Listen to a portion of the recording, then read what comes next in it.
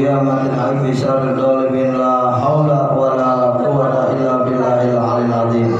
Allahumma salli wa sallim ala sayyidina wa habibina wa syafi'ina sayyidul mustafa rasulillahi Muhammad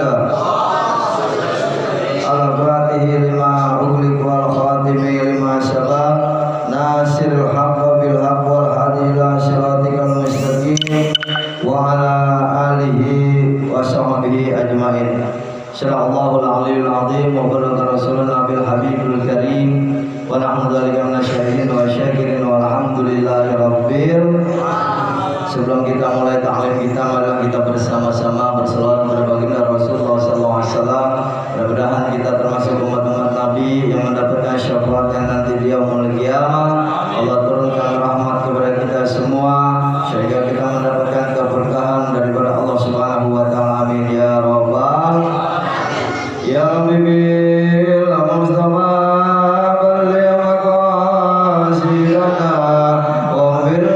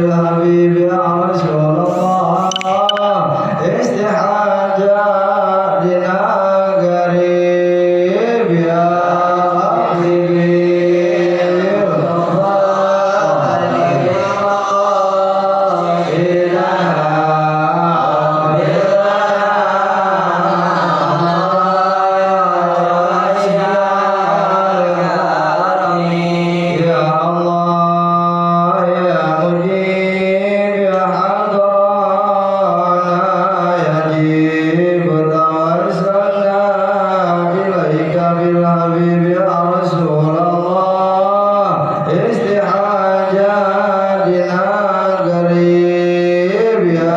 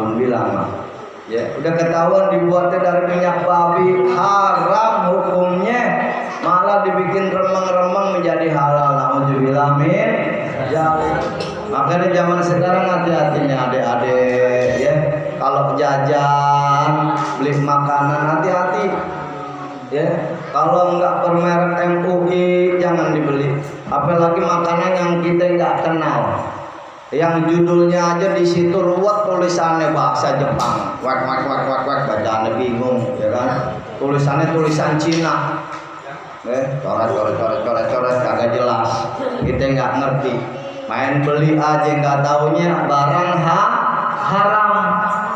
Ya, zaman sekarang terbukti orang-orang ahli fikih banyak yang durhaka. Ada lagi yang namanya si ngabalin, ya, alias si aling ngibulin. Aling ngabalin tuh bahaya itu orang, ya, bahaya itu orang suka ngeremeng-ngeremengin hukum, ya, hukum udah haram dibikin remeng-remeng menjadi halal. Ceramah di dalam gereja, naudzubillah min dzalik. Makanya zaman sekarang banyak ahli-ahli fikih yang durhaka. Dan jangan menjadikan sebuah fikih mazhab apapun menjadi perdebatan. Beda pendapat wajar, namanya manusia, muka orang juga kagak ada yang sama, ya. Iya, muka Om Ipul sama muka Mas Agung beda. Padahal satu keluarga, nggak ada yang sama muka manusia, begitu juga pikiran manusia nggak ada yang sama. Wajar yang namanya beda pendapat, mazhabnya ada. Yang penting dia masih bersyariatkan dengan yang 5-nya sama, yang 6-nya sama, kita ikutin. Ya. Kecuali kalau dia udah beda nih, rukun Islamnya beda, rukun imannya beda, nah ini jangan diikutin. Ini harus kita berantas karena keluar daripada syariat Islam. Ya. Zaman sekarang udah ada orang yang begitu. Oh, ngerti fikih tapi dicelenceng-celencengin, ya, bahaya. Ya, makanya kita gunanya belajar, gunanya ngaji seperti ini, menambah pengetahuan ilmu. Ya. Jadi zaman sekarang jangan lagi ada perdebatan. Yang mazhabnya Imam Syafi'i silahkan, yang mazhabnya Imam Maliki silahkan. Jangan cuma gara-gara sholat karena ada kunut, ada yang nggak kunut jadi ribut. Ya, lo sholat pakai kunut, gua kagak, males aku ikut lo. Nah, jangan. Ya, jangan lagi perbedaan itu menjadi suatu hal kebencian, menjadi suatu hal permusuhan, jangan. Ya, karena kita udah disatukan oleh guru besar kita Al-Habib Rizik Syihab. Kita disatukan di dalam 212, kita bersatu. Yang Muhammadiyah masuk, yang Persis masuk, yang NU masuk, yang Imam Syafi'i masuk, semuanya kita bersatu. Ya, karena kalau umat Islam dipecah belah bahaya, repot. Karena orang-orang Yahudi, orang-orang kafir, orang-orang musuh Islam untuk menyerang Islam mereka tidak akan mampu. Karena orang Islam mempunyai kalimat jihad fisabilillah. Ya, kalau orang mati jihad sudah dijamin surga sama Allah Subhanahu wa taala. Makanya orang-orang di luar Islam, musuh-musuh Islam, orang Yahudi enggak berani nyerang umat Islam. Ya, karena umat Islam punya kekuatan yaitu jihad. Ya, yakin kepada Allah Subhanahu wa taala, enggak ada yang takut. Ya, dengan kematian berjihad melawan musuh-musuh Allah. Makanya di sini kita harus yakin, ya, jangan sampai perdebatan itu menjadi suatu hal permusuhan. Jangan lagi ada saat ini. Biarin yang Muhammadiyah, biarin yang Persis, yang NU, yang Aswaja silahkan, yang Salafi.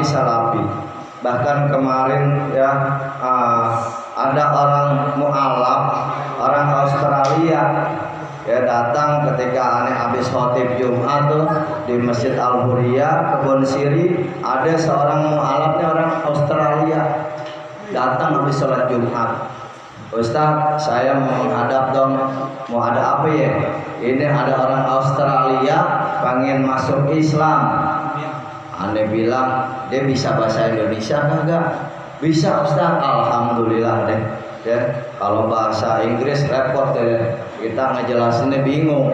Ya, karena pahamnya kurang bahasa Inggris, paling ngerti sedikit doang. Ya, a little and now a good, gitu doang ngerti dah. Ya, alhamdulillah dia bisa bahasa Indonesia tuh orang Australia.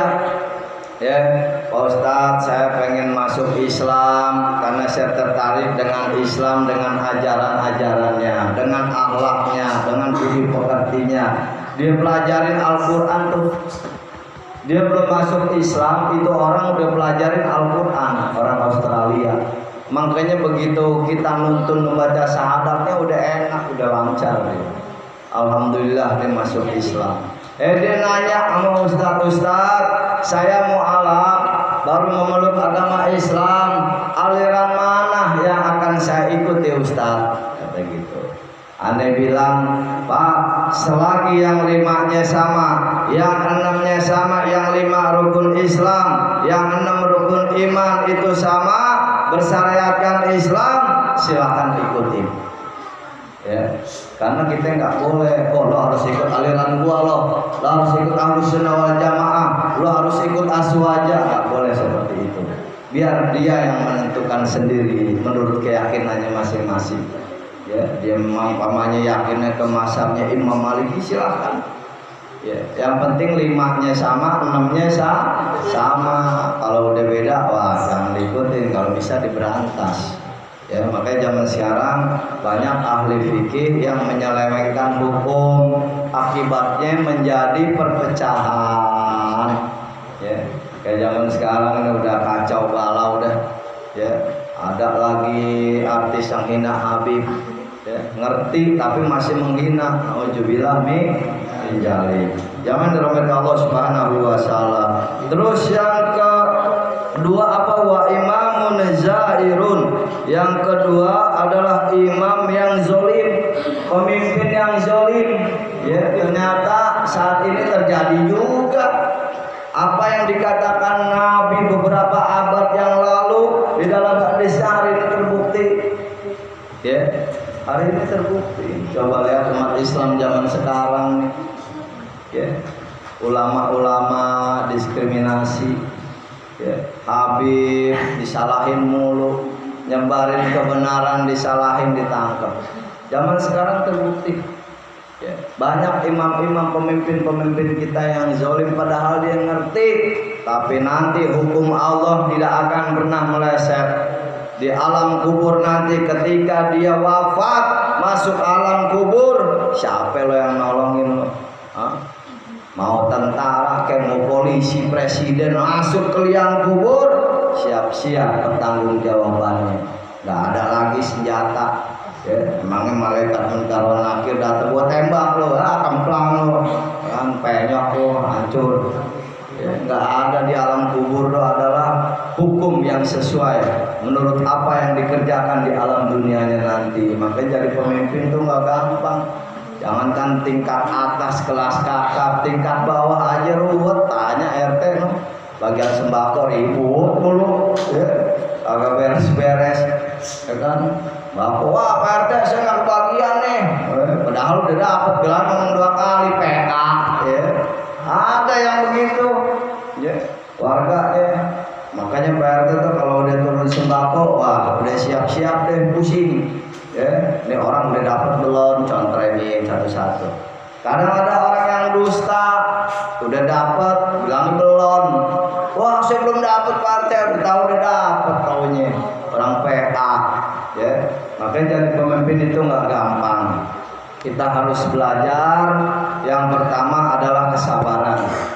Jadi pemimpin dimanapun, minimal pemimpin di rumah tangga, kuatkan kesabaran kita. Kalau kita nggak ada kesabaran di dalam diri kita, repot, bahaya. Mimpin apa aja deh, minimal mimpin di rumah tangga. Kata Allah, ya ayyuhalladzina amanu ista'inu bis-sabri was-salah. Hai orang-orang yang beriman, mintalah pertolongan kepada Allah dengan sabar dan sholat. Oh, sabar, sholatnya jangan tinggal. Pondasi kita 2. Sabar dan sholat. Kemanapun kita tinggal, kemanapun kita berada, jangan sampai lepas dari yang namanya sholat. Ya. Karena musibah ada 2 hal. Perhatikan, musibah terbagi 2 hal. Yang pertama musibah berbentuk ujian, yang kedua musibah berbentuk teguran. Nah, yang yang mana nah kita? Umpamanya kita mengalami ke musibah, kita berpikir ini teguran buat gue, apa ini ujian buat gue.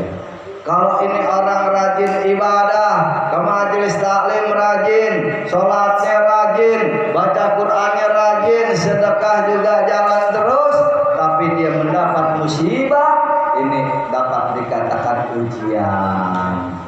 Ya, sholatnya rajin, tadinya rajin, ya, tiba-tiba sholatnya belentang-belentong, dapat musibah. Nah, ini namanya teguran. Dapat musibah nih, ya, umpamanya ketabrak nyamuk pingsan, ya, apa kena kodok keserandung jatuh, ya, dapat musibah. Kita berpikir kalau dapat musibah, ini ujian apa cobaan nih buat gue ini, ujian apa teguran ini buat gue.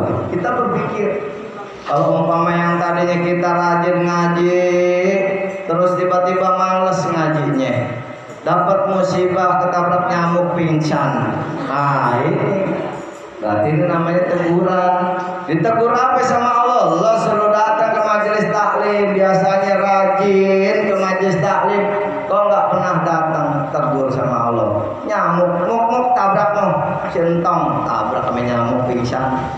Ya, itu namanya teguran. Yang biasanya kita tidak pernah meninggalkan sholat yang diwajibkan Allah Subhanahu wa Ta'ala, ya, tiba-tiba kita males nih, kagak sholat, ninggalin sholat karena sibuk, karena malas, karena ngantuk, kagak mau sholat.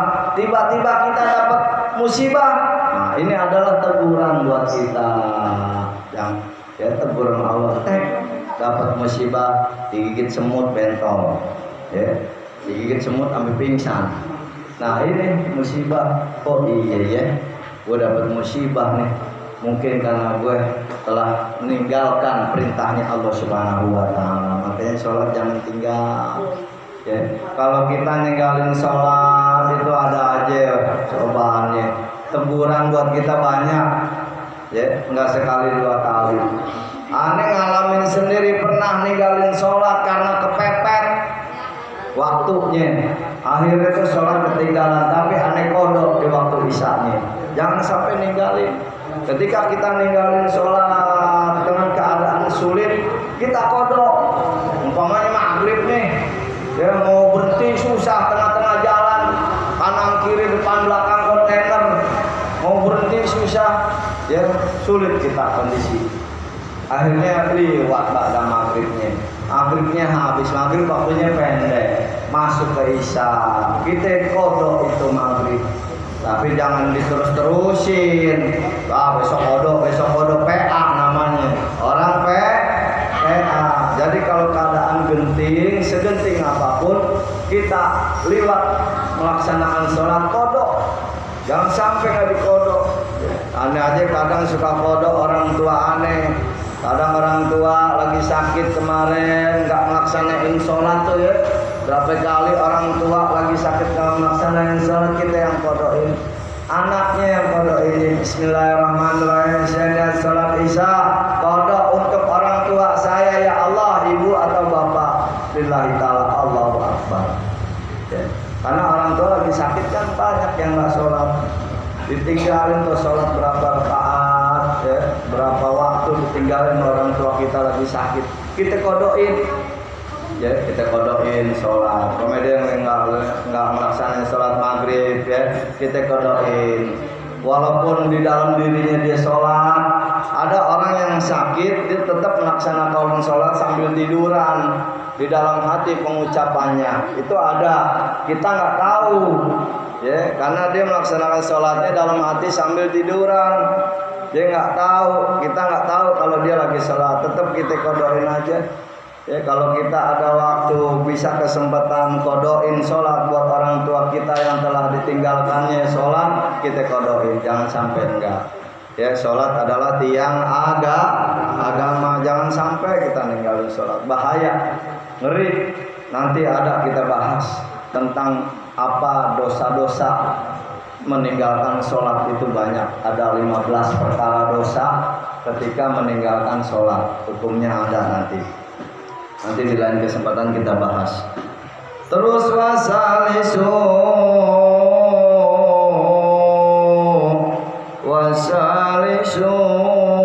wa mustahidun jahilun, yaitu mujahid yang jahil. Mujahid apa sih mujahid? Yani orang yang berjuang di agama Islam. Contohnya ulama, ustadznya jahil, iseng, jolim, ya, sama jamaahnya ngajarin nggak bener, ya, kumpulin duit nih buat sodako, nggak taunya dikentit masuk kantong PA, ya, ini orang PA. Ada yang begitu, sodako kumpulin buat sodako, ya, akhirnya dikentit masuk kantong sendiri, PA. Ya, patungan sodako buat anak yatim, nggak taunya masuk kantong sendiri. Ini orang PA. Mustahil, nggak beres yang begini mah. Ya, makanya kehancuran daripada agama itu yakni 3 perkara. Yang pertama adalah ahli fikih yang durhaka. Yang kedua adalah imam yang zalim. Yang ketiga adalah mustahid yang jahil. Maka dari 3 tersebut bisa dapat yakni meruntuhkan agama kita, bencana buat agama kita, 3 perkara tersebut. Makanya mudah-mudahan kita tidak termasuk tergolong orang-orang yang dikatakan oleh baginda Rasulullah SAW. Amin amin ya rabbal alamin. Jangan Allah Subhanahu wa taala. Kembali lagi, kalau kita mengalami musibah, ingat 2 hal. Apakah musibah ini sebagai ujian buat kita, ataukah musibah ini menjadi teguran buat kita? Apabila menjadi teguran, perbaiki ibadah kita, perbaiki sholat kita. Yang tadinya sholatnya suka ninggalin, jangan. Ya, yang tadi sholatnya suka belentang-belentong, jangan lagi ditinggalin. Bahaya. Kita udah ditegur sekali, 2 kali ditegur kagak mau juga, 3 kali akan dapat azab. Hati-hati. Jangan menyepelekan, ya. Umpama yang pertama ketabrak motor, ya, kaki lecet sobek, tetap aja nggak mau ngerjain sholat. Yang kedua ada lagi nanti tegurannya. Sampai 3 kali ditegur kagak ingat-ingat, maka yang akan turun adalah azab. Kalau udah azab yang turun, repot urusannya. Azab buat kita, ya. Jangan. Nauzubillah min ya, sholatnya jangan sampai tinggal, jangan sampai tinggal, bahaya. Ngeri kita ninggalin sholat. Karena apa? Yang pertama ditanya nanti di alam kubur itu adalah masalah sholat. Kalau sholatnya bagus, insya Allah semuanya bagus. Ketika Munkar wan Nakir datang menanya, yang pertama ditanya adalah sholat. Man rabbuka, siapa Tuhanmu? Ketika kita mengucap kalimat takbiratul ihram, kalimat Allah pertama kita ucapkan, Allahu Akbar. Kalimat Allah yang pertama kita ucapkan. Makanya ketika Munkar wan Nakir datang menanyakan malaikat, yang pertama adalah man rabbuka, siapa Tuhanmu? Ya, jawabannya adalah Allah Rabbi, Allah Tuhanku. Karena ketika kita sholat pertama ucapkan kita kalimat Allah. Ketika habis niat kita ucapkan Allahu Akbar. Pertama yang kita ucapkan itu yang akan dapat menyelamatkan kita nanti di alam kubur. Jamaah dirahmati Allah Subhanahu wa taala, itulah ringkasan sedikit tentang bencananya agama. 3 hal tersebut yang tadi telah kita jelaskan. Dan yang kedua, ingat, apabila kita mengalami musibah, ingat 2 perkara. Yang pertama, musibah tersebut adalah ujian ataukah teguran. Jamaah dirahmati Allah Subhanahu wa taala, marilah kita berzikir kepada Allah Subhanahu wa taala. Setelah itu kita lanjutkan dengan pembacaan suratul Yasin, lanjutkan pembacaan zikir dan selawat. Mudah-mudahan apa yang kita lakukan menjadi bekal amal ibadah kita nanti di akhir, menjadi bekal ladang amal kita nanti ketika di alam kubur. Amin amin ya rabbal alamin. A'udzubillahi minasyaitonir rajim. Bismillahirrahmanirrahim. Allahumma shalli ala sayyidina Muhammad wa ala alihi wa sahbihi.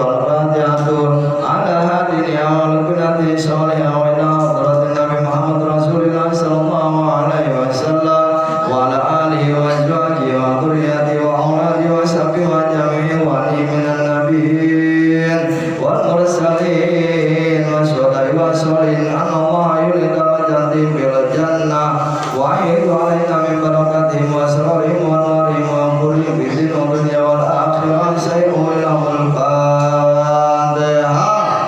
أعوذ بالله من الشيطان الرجيم. بسم الله الرحمن الرحيم. الحمد لله رب العالمين الرحمن الرحيم مالك يوم الدين. إياك نعبد وإياك نستعين اهدنا الصراط المستقيم صراط